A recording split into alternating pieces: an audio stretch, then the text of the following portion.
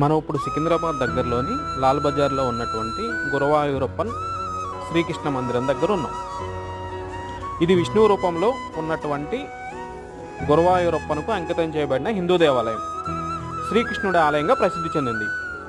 కేరళ, తమిళనాడులోని హిందువులకు అత్యంత ముఖ్యమైన ప్రార్థనా మందిరాల్లో ఇది ఒక గురువాయూరప్పన్ మందిరం. సువిశాలమైన ప్రాంగణంలో అద్భుతమైన గార్డెనింగ్ మధ్య వృత్తాకారంలో నిర్మించబడింది ఈ యొక్క ప్రార్థనా మందిరం. దీనిని తరచుగా భూలోక వైకుంఠం అని పిలుస్తారు.